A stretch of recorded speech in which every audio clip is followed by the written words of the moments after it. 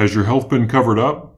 Today, it's Revealing Wholeness with Dr. Troy Munson, presented to you by Infinity Whole Health.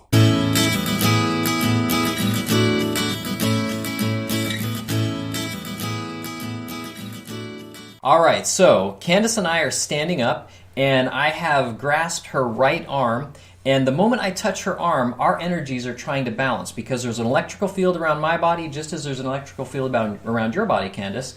And so the moment that I touch, our electricities are battling. Who's going to be greater, who's going to be lesser, can we balance and can we be equal? So first, in order to get good information from your body, we have to know, are we balanced? Is my energy overpowering yours? Is yours overpowering mine? Are we getting good information? Because I don't want to give you nutrition that is going to support organs that technically isn't actually valid. And so we really do need to make sure that our energies are even. And so I'm going to have her hold nice and straight, her right arm straight out. I'm going to push gently. Good. How hard do you think I pushed just then? It wasn't hard at all. It didn't feel like it was hard. Hard at all. Okay. No. It's like a pound maybe. Maybe. Okay. So it doesn't take much. I'm feeling that we have just a little bit of unlock, so I'm just going to tap on a point on your left shoulder. I'm just going to tap and we're going to push. Good. That's more solid. I'm going to tap again and I'm going to push. Good. So now if you notice we have a little bit more stable, a little bit more solid, strong lock muscle. Before it was kind of there's give and play in the joint. I don't know if you felt that. Okay. So now we have a nice strong lock joint. So right now we're even. This is what we call a biocompatibility point in that shoulder that I was tapping on. And so once I tap on, I'm kind of waking up the system to say, hey, pay attention to me. Don't overpower me. I don't want to overpower you. We're just getting information here. Oh, okay, let me play along, your body says. And so now we have a nice locked muscle. What would happen if I couldn't get us even? I would have us do some deep breathing and sync, try to get our bodies to sync that way. Some people actually literally have to hold my chest to their back so that I can sync with them as they breathe. Interesting. Others, they have to drink water. Maybe I do too, because maybe we're dehydrated and so we're offsetting each other. And so all those things are possible when it comes to trying getting somebody to balance. And so now that we're balanced, I can actually get information from you. There's quite a science to that. Yes. Wow. Yeah. So it's it's the energy, and then now you're going to hone it down to the nutritional needs that the body's yelling for. Exactly. I am now asking the body questions so that can we do that?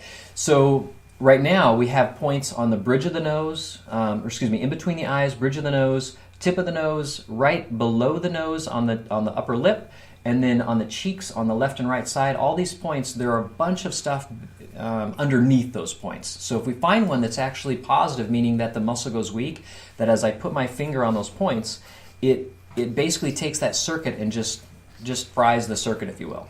So I'm going to challenge circuits in your body. It's kind of like the circuits in our house. If we have an outlet that's not working real well, or maybe we have a breaker that keeps flipping, we're trying to find the circuit that's not right. Sure. And so that's kind of what I'm doing. I'm trying to find the circuit that's not right now with you. So we're going to go first to between your eyes. I'm just going to touch and we're going to push. Now if you notice, no lock again. Right. Okay. So if I go here, you have an instant lock when I push on the biocompatibility point. When I touch the bridge of your nose, it's unlocked. There's no longer lock. And I didn't push any harder, did I? No. No. And so here we found, okay, this circuit isn't real good. So now I can ask, do we need something like hypothalamus? Now if you notice, it was instantly strong when I asked about your hypothalamus, because this is the hypothalamus above the pituitary in your brain that's controlling all hormones. This is a master hormone point that we're working on here. And so that's what this point is telling me. So I can ask, is it more minerals? No. Is it fats? No. Is it hypothalamus? Yeah. And I can push hard. You notice how much harder I pushed. It's like 4 or 5 pounds of pressure and it's like locked. Okay. Would you agree that I pushed harder? Yes. Okay. And it was that firm. And so right now I know that hypothalamus is definitely something that we would like to do with you. We could even say, is this more of a pituitary thing? No. Is it more of an or is it other endocrine organs? No. Is it hypothalamus? Instant lock. Okay. So I can ask other questions just to verify and make sure. So are we pretty sure you need hypothalamus? Yes. Yeah, we are absolutely pretty sure. So we're going to go beyond, and now we're going to go to the next point and touch. Now this is indeed the master hormone point. So we had one that was just the uppers. Now this is everybody else. But that one is strong. Strong. Okay, so that's okay. So we're going to go to the point on your nose. Good. And then on the upper lip. Good. Now, each time that I push, your arm likes to fatigue. So I kind of plan this to explain things to people as I work on them because I don't want their arm to just start getting more sore and more sore. Sure. We're going to be like miserable tomorrow. So we're going to kind of take little breaks here. But now I'm going to go to the lymphatic points in the cheeks and push. Good. Good. Now, I actually expected these to come up with you. Knowing your history of what we're dealing with, I kind of expected, hey, I've got some liver that I got to start working on, some kidneys, but interestingly enough, those don't come up. But I know that you're already doing things that may very well be helping the kidneys and the liver and all this stuff to stay ahead of the game, and the lymphatics are saying, I'm clear. I'm not the problem. Okay, well, let's keep going and see what else we can find. So now I'm just going to go to your brain. Oh, that ought to be exciting. Yeah, and that's actually pretty good. Is it? We're going to test another brain point just to make sure, and it's nice and strong too. So when I test a brain point, there's 5 different areas of the brain. So let's say I have children or adults who are ADHD, even autistic, those kinds of things. I'll have them come in, even Alzheimer's and Parkinson's, and I'll find the specific area of brain and then start testing things that are specific for that brain, whether it's increased protein in their diet. I mean, it could be something simple, or is it pituitary, which is commonly problematic? Is it the brain tissue itself that we need to repair? And all those things we can do. Is it an autoimmune effect? All those things we can begin to calm down and support the body in healing from even those things too. Wow. So we can do all that. So now let's go to a sleep point behind your ears. That one's good. That one's good. And so now we're going to go to the heart. We have 3 points right on the front of the chest, and so we're going to go to all 3 points, and they're good. So I go between the ribs, about the second and third rib, the sternum, and the other side, second, third rib. All of them are good. We have a secondary point when I take both of your arms, put them out in front of you, and I'm going to push on both down, and they're pretty strong. They waver a little bit, so we could have some stuff going on. Let's just play for fun. Let's just see. So this is the valves themselves. That's pretty good. Let's check sufficiency. Good. Good. Is there sufficiency to the brain? So now here, it's actually kind of the weak point. I noticed a little bit of waffling here. It's not, dropping down like we saw before, when we would find that first point that was really, really, your arm just went. This one is showing, hey, I'm starting to see some insufficiency going up. Now, interestingly enough, the carotids on the neck insufficiency that we just located on this left side, that can be partly the baroreceptors. Now, why are baroreceptors named? So we have barometers. So we're testing pressure outside and seeing what the weather's going to do. Lower barometric pressure, hey, weather's moving in. Higher barometric pressure, hey, sunny day. Well, in the body, these baroreceptors, they're actually sensitive enough to open and close blood vessels to shunt blood to different areas. There's only one other place that there are baroreceptors, kidneys, because they're very, very sensitive to pressure. And so your kidneys and your brain will change blood pressure. And so you go to a medical doctor and he says, hey, you have high blood pressure. Did he ask? Did he find out why? No. He didn't. He just doesn't like the number and starts changing things.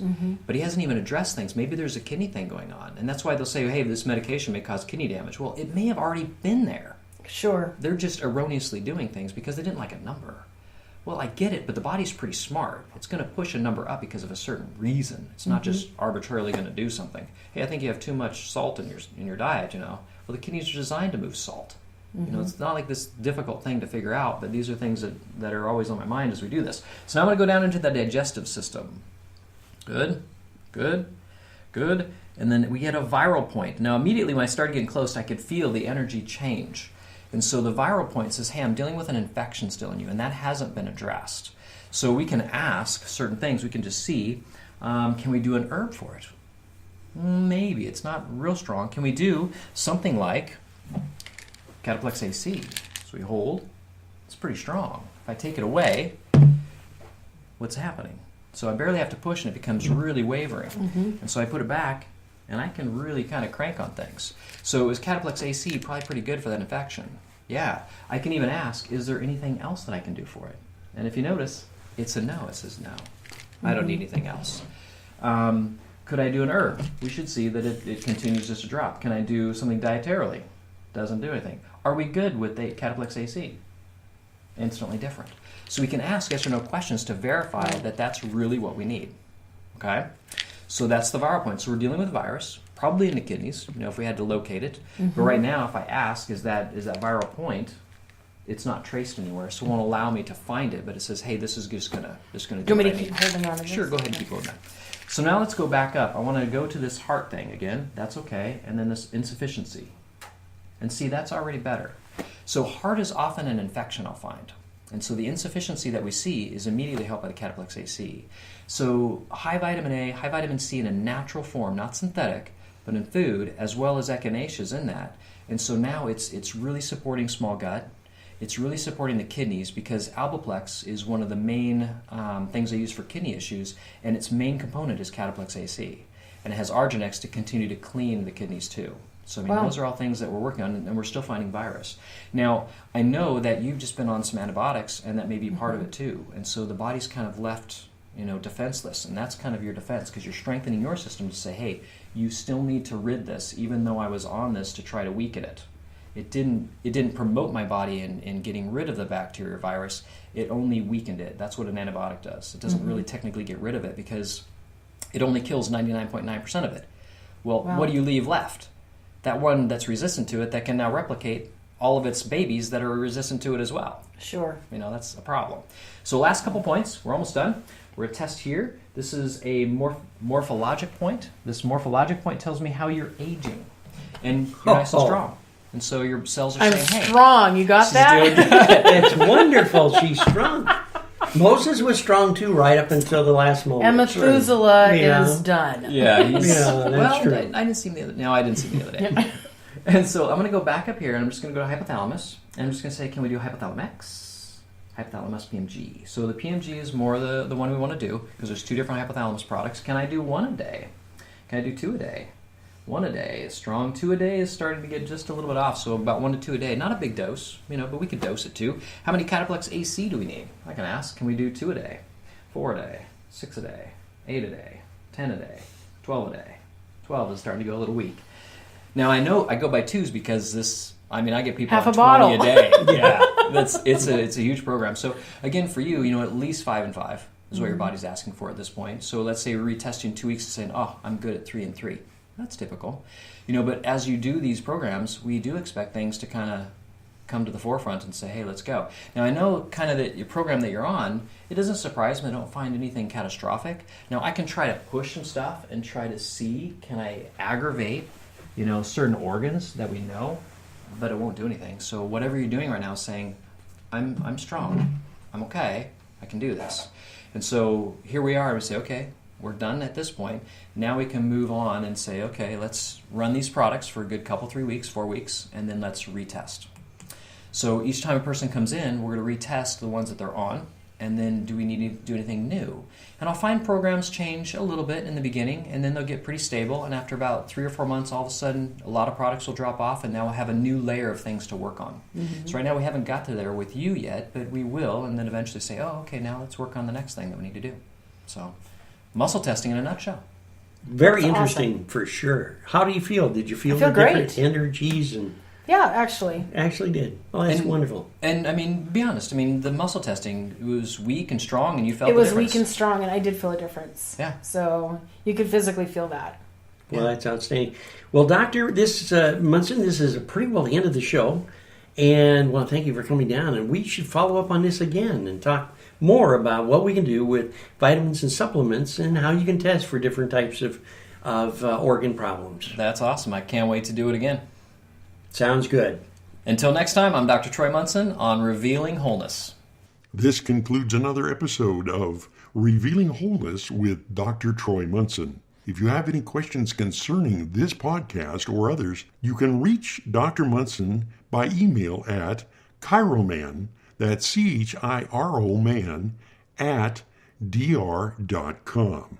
Or you can call him at his office during office operation hours at 360-893-8586. This show is sponsored by Infinity Whole Health on the Disruptors Podcast Network.